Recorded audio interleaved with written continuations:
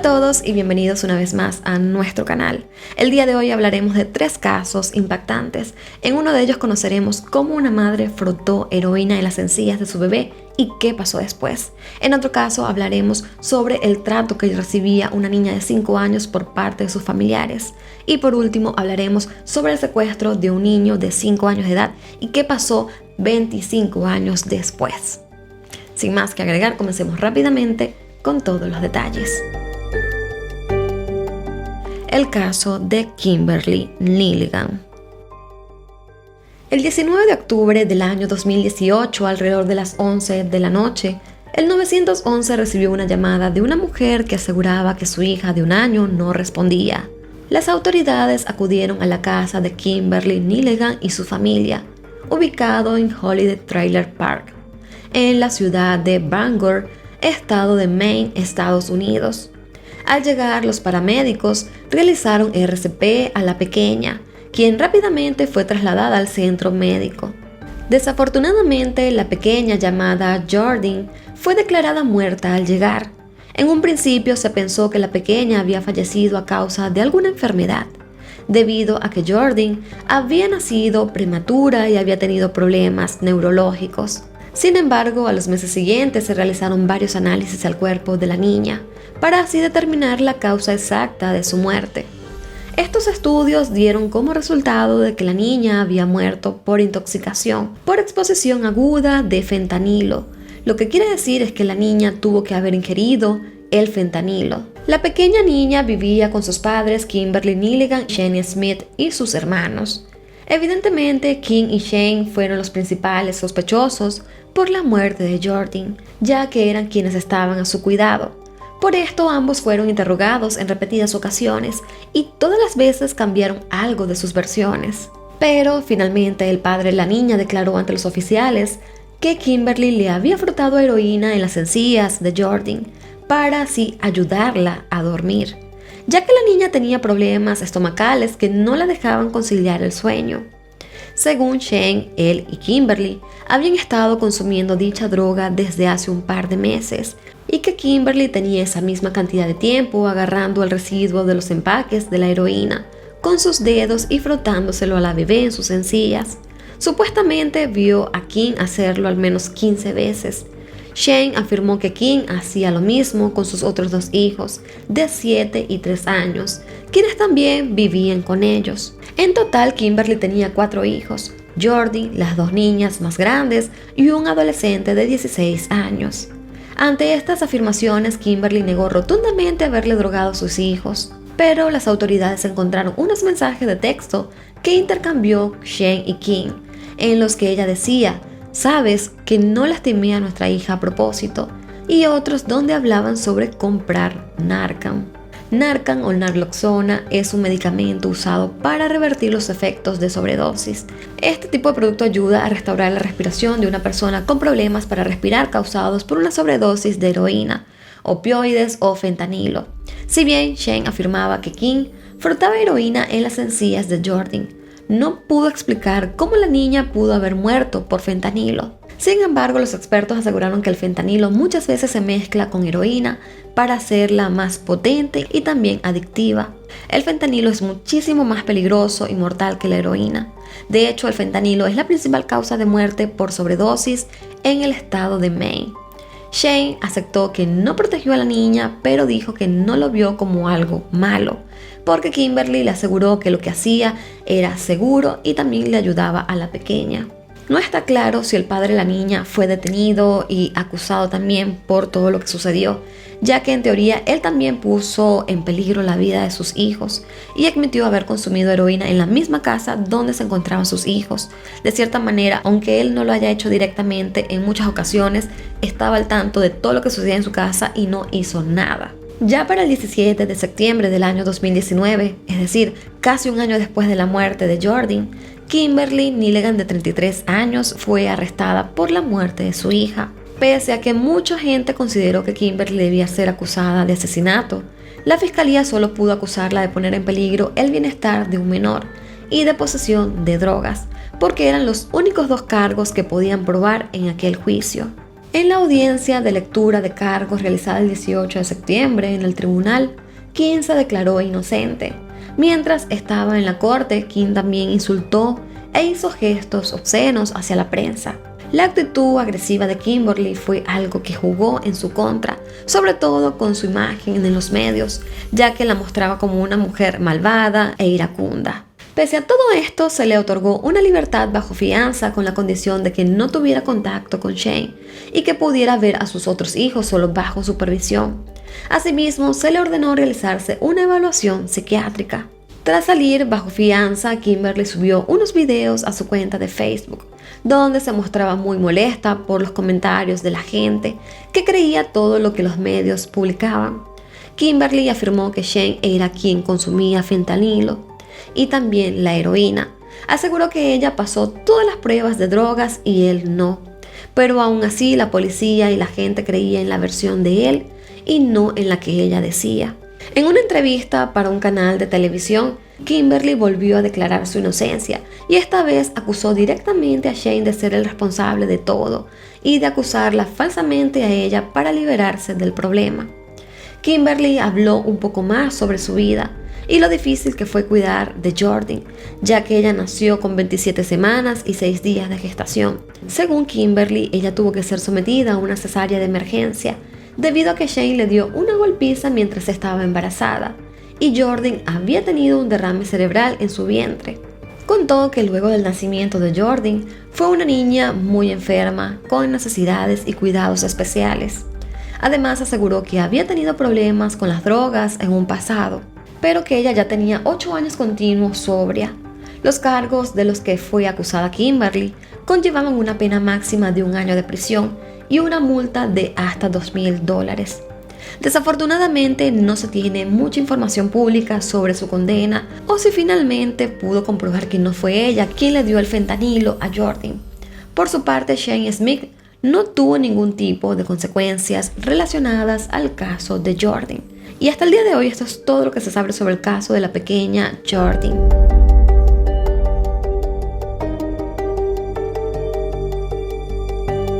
El caso de Samira Domínguez. El 28 de septiembre del año 2018, alrededor de las 11 de la noche, llegó a la emergencia del Hospital Santa Marina de la localidad de Monte Grande, en Argentina, una niña de 5 años llamada Samira Domínguez, quien desafortunadamente ingresó sin signos vitales.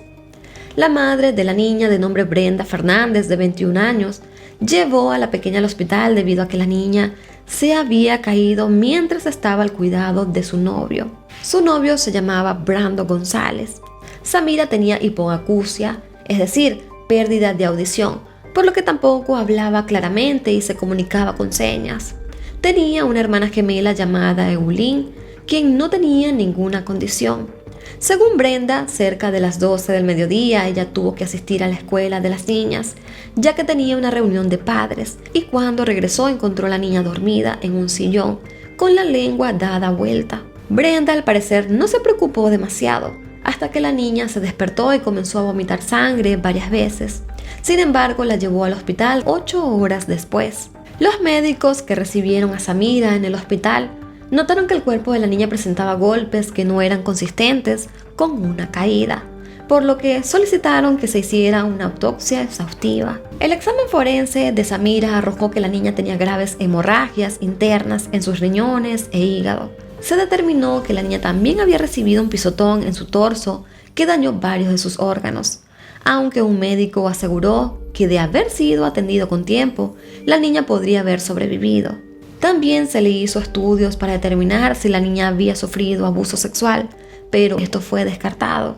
Evidentemente, tras la muerte de la pequeña y la autopsia que se le realizó, Brandon González, el novio de Brenda, fue detenido por ser sospechoso de haber causado la muerte de Samira. Las investigaciones en torno al caso se inclinaron de inmediato y pronto se conoció que Brandon, quien contaba con 19 años, tenía denuncias previas de violencia doméstica. Cabe destacar que Brandon fue arrestado el día siguiente de la muerte de Samira, pero Brenda no fue arrestada sino meses después, por lo que la policía pensó que ella podía haber sido víctima de violencia doméstica por parte de Brandon. Así que mientras se investigaba, Brenda seguía en libertad. Para conocer un poco más sobre la vida familiar, Brandon y Brenda habían iniciado su relación casi 6 meses antes de los hechos. Es decir, tenían muy poco tiempo. Ella era 2 años mayor que él. Ambos vivían en el mismo barrio, pero a solo unas cuadras de distancia. Brandon vivía con sus padres, mientras que Brenda vivía solo con sus hijas. La pareja no vivía en la misma casa, pero se mantenían siempre juntos.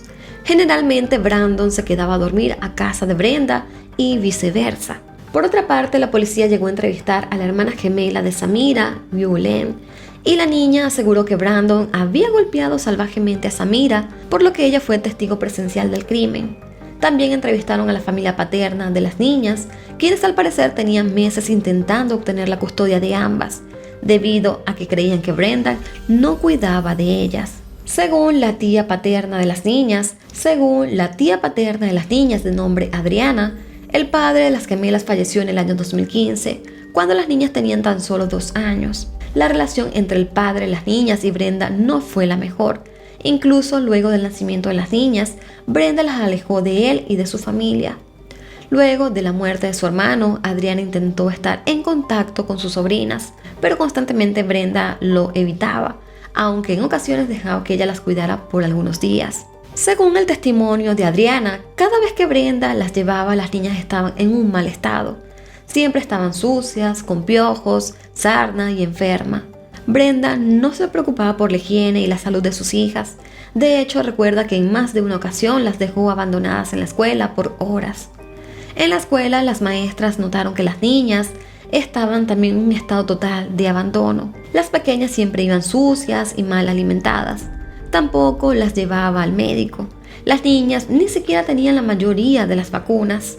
Así que Adriana aseguró que ella y su familia se encargó de conseguirle a Samira un dispositivo auditivo para que así la niña pudiera escuchar y tener una mejor vida, pero Brenda se negaba a ponérselo.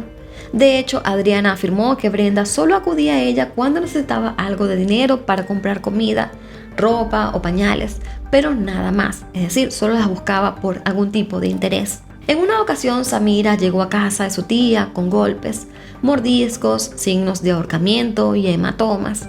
Así que ella tomó fotos de esto y presentó una denuncia en el juzgado, pero se decepcionó cuando al mostrar las evidencias no le prestaron atención. Adriana pidió la custodia de sus sobrinas, alegando también que Brenda tenía otra hija mayor de nombre Alma, quien para aquel entonces tenía 3 años y vivía con su padre desde los 4 meses de edad.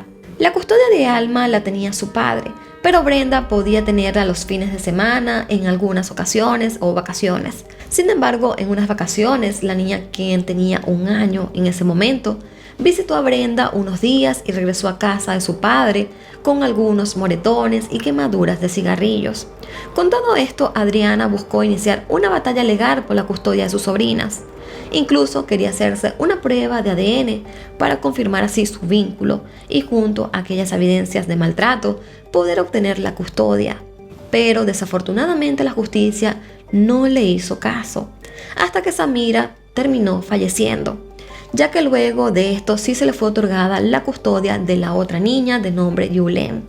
Luego de la exhaustiva investigación, en abril del año 2019 Brenda fue arrestada y acusada del delito de abandono de persona, agravado por el vínculo y complicidad, ya que ella sabía que su novio había golpeado a la niña y decidió ocultarlo para protegerlo a él. Mientras tanto, Brandon fue acusado de homicidio.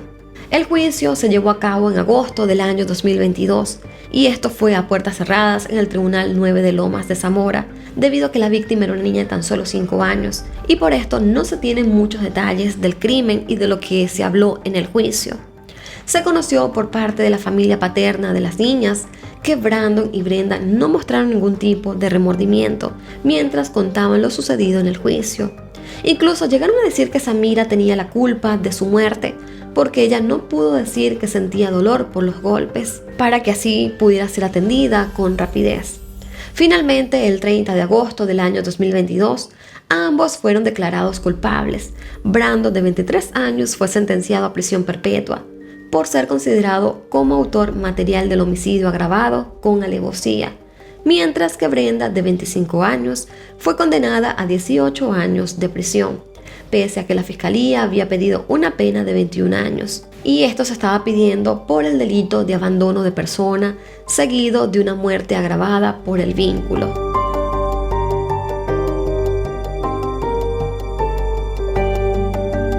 El caso de Luo Gan.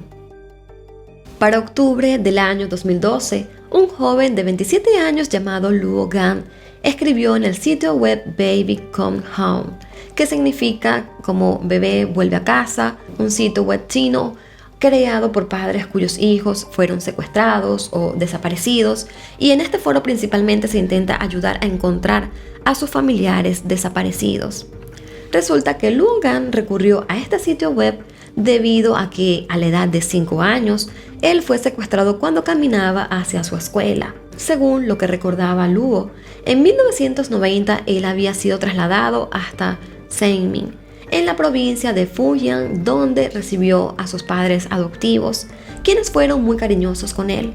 Desafortunadamente, solo 2 años después de que llegó a su nuevo hogar, sus padres fallecieron, por lo que él y su hermana, que viene siendo la hija biológica de sus padres adoptivos, fueron criados por sus abuelos.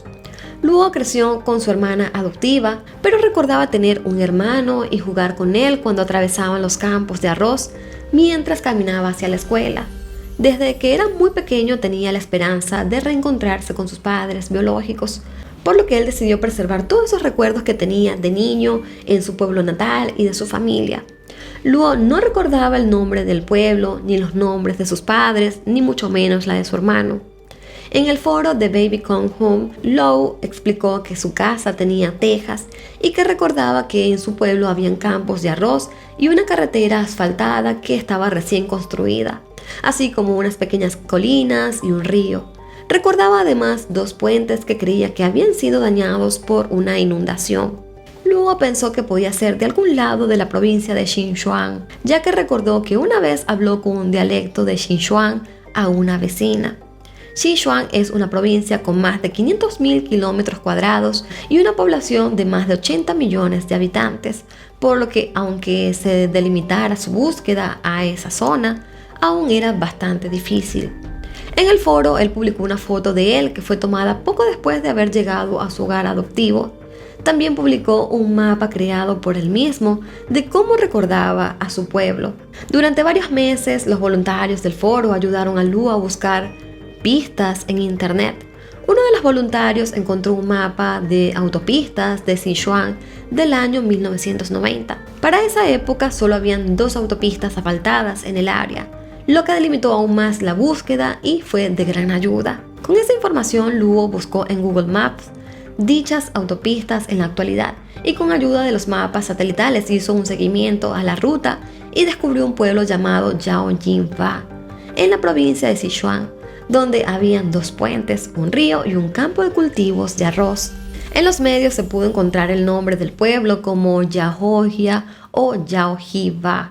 Uno de los pueblos de Yaojinfa había sido dañado por una inundación de 1989, lo que coincidía perfectamente con los recuerdos de Luo. Otro voluntario del foro descubrió reportes de una familia de Yaojinfa que había perdido a su hijo en 1990. En el reporte, los padres dijeron que el apodo de su hijo era Xiao Dong y Luo tenía recuerdos de que sus familiares lo llamaban Zhen Dong o algo similar. Y al parecer en chino estos apodos suenan igual.